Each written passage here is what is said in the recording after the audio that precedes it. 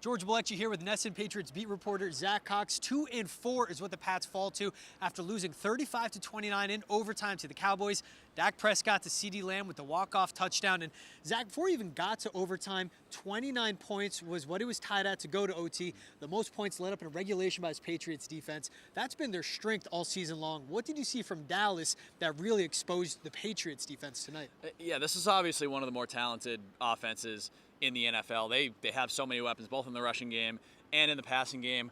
Honestly, the yards didn't really bother me from the Patriots in this game. I think when you go up against a team like Dallas, you're not going to completely shut them down. They're going to get yards. They're going to move the ball.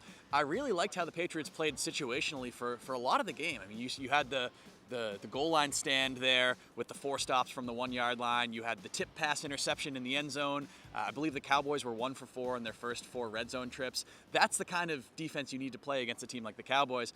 But then you come down late in the game, and it's been an issue for the Patriots this season. You have that final drive, 3rd and 25.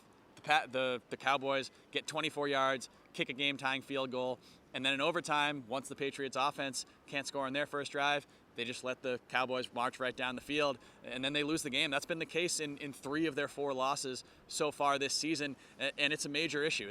Your defense needs to show up in those crunch time situations, and the Patriots haven't consistently. And also for their defensive line, 4 QB hits, no sacks on Dak Prescott today. As for the Patriots offensive line, we saw 4 different players play left and right tackle for the Pats today. Mac Jones taking a couple really big hits early on in the game and throughout it as well. Did you feel like the offensive line and their production, once again, struggling to protect Mac, affected the play calling in this one?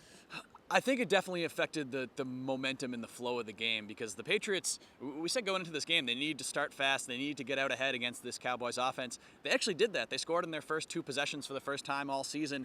Then you had the Randy Gregory sack. He beat Yadi Kajust, really just slammed Mac Jones. The strip sack Dallas recovered.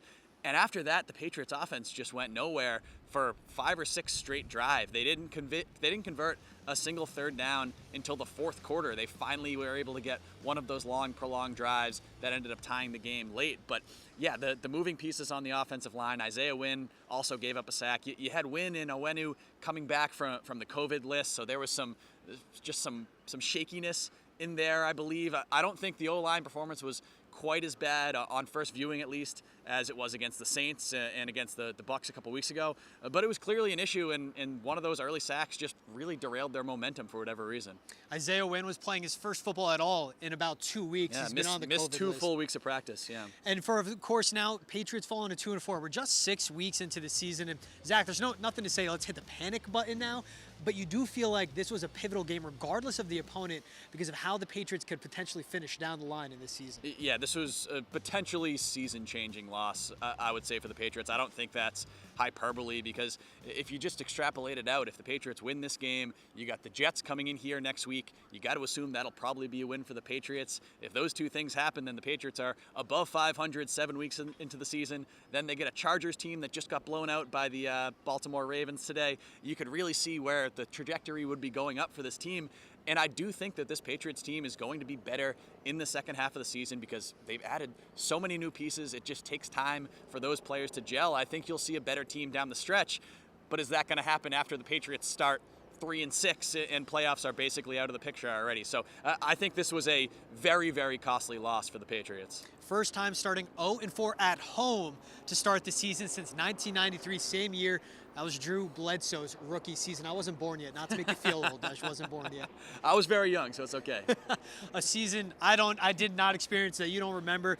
But hopefully this one down the line will be a memorable season for the Patriots. For Nesson, Zach Cox, I'm George Gillette. Final score tonight, 35-29, Patriots lose in overtime.